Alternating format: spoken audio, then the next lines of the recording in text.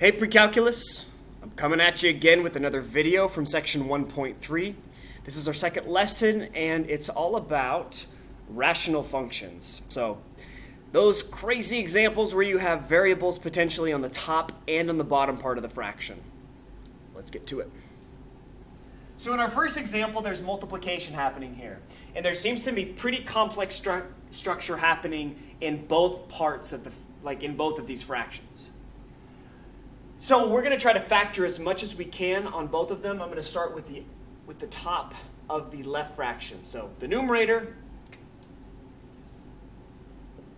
of the first. So we got a difference of squares factoring situation here. The square root of 9x squared is 3x. So you're going to have 3x and 3x for this polynomial. And then square root of 4 is 2 times 2. Remember, that was I called it good twin, bad twin factoring. This idea that you can instantly just go from the two terms down to these two binomials. All right, next one, 3x squared minus 5x plus 2. I talked about using guess and check factoring just as maybe a potential extra strategy for doing this.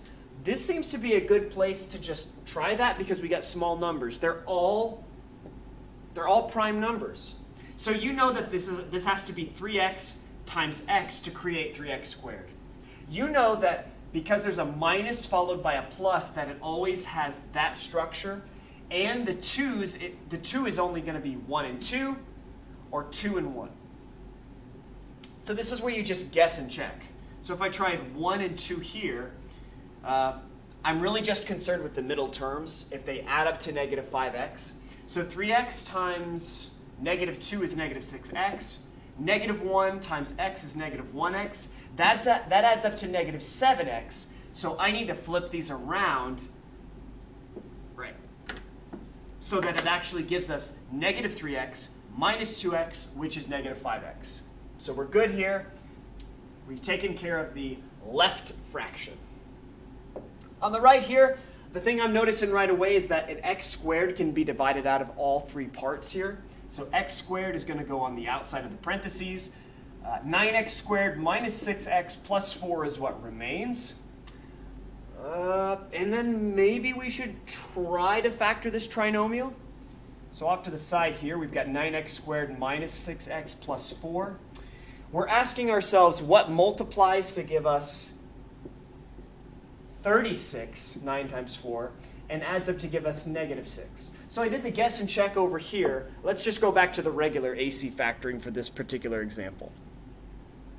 Now, if they add up to negative 1, that means that both of these if they both add up to negative 6, then the factors of 36 both have to be negative.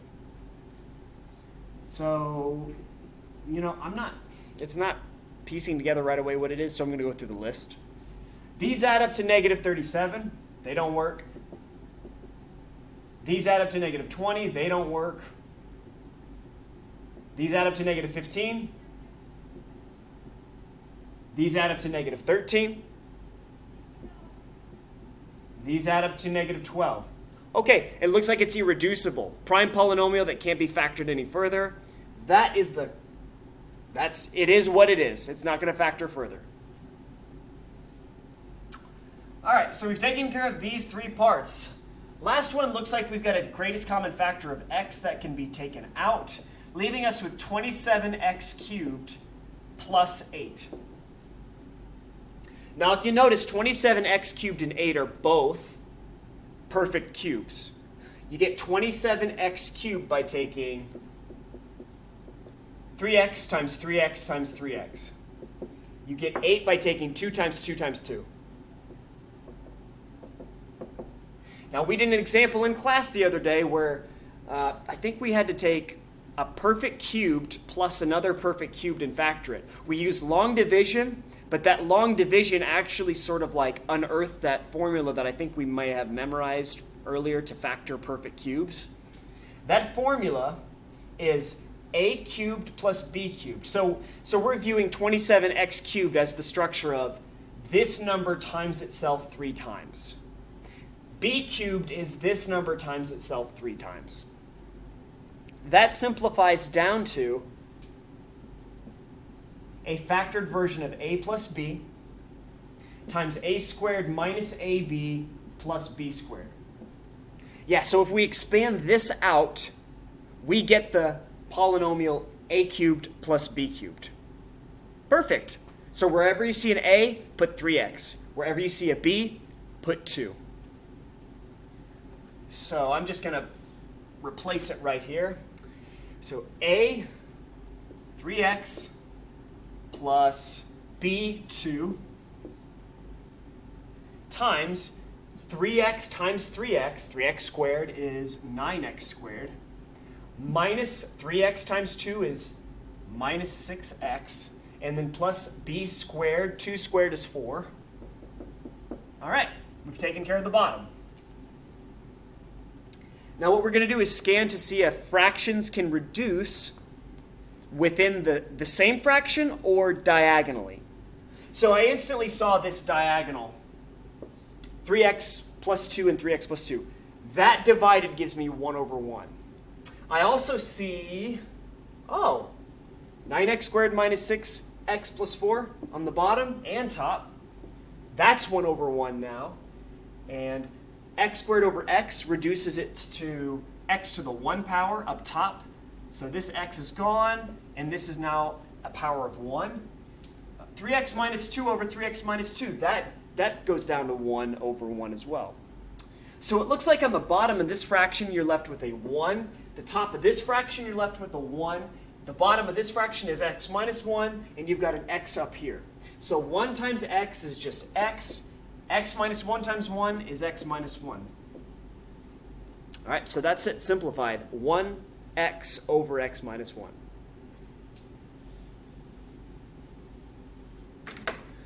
Wow, that was a doozy.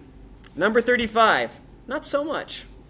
You need to find a common denominator between 4 over 3s plus 1 minus 11 over 3s plus 1 squared. So common denominators, that just means you have to have identical variable expressions here and here, which they're pretty close.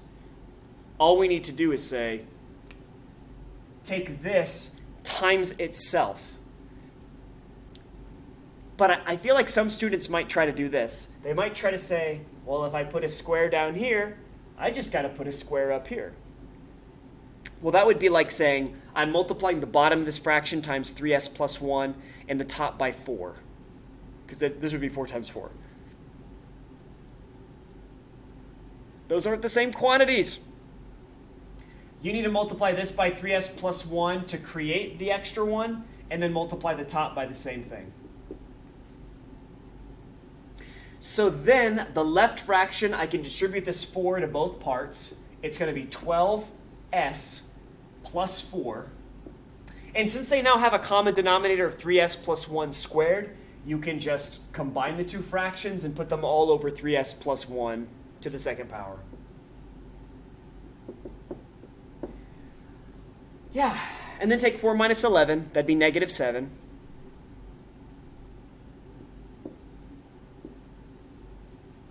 And there she goes.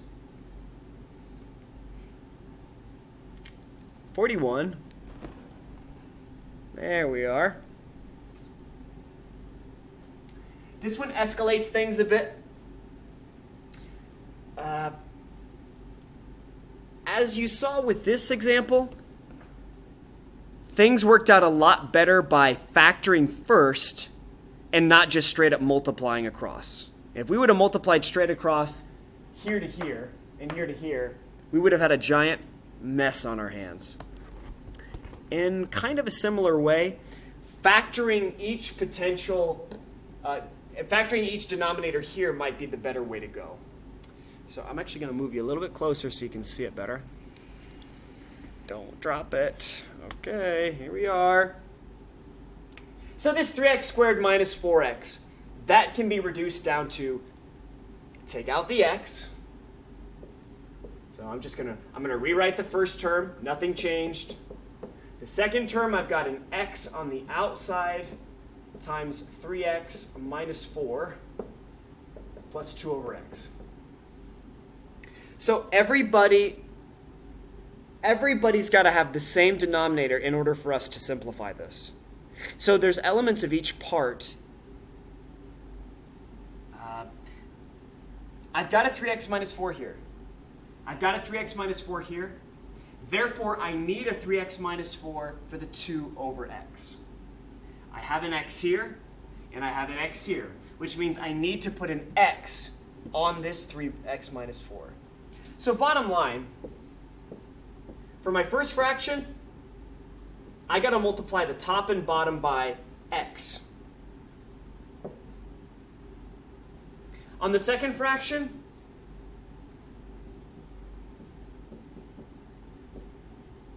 I have to do nothing but rewrite it because it has this denominator identical to the first.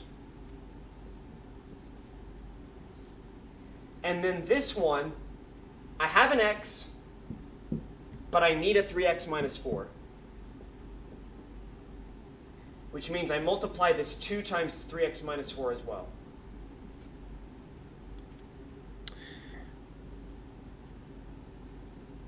That gives us 4x squared plus 8 plus 6x minus 8. I just distributed that. And x times 3x minus 4 is on the bottom. These 8's cancel.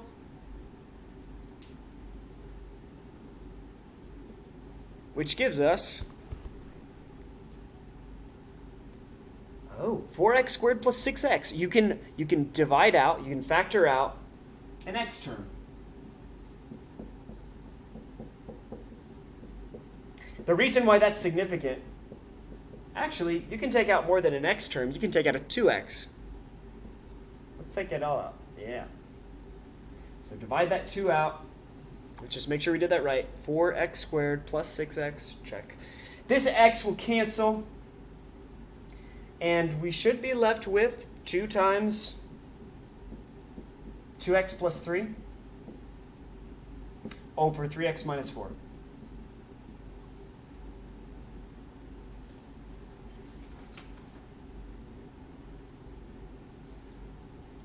Let's see. I'm going to give it a try to do number 47 together before this 15 minutes runs out.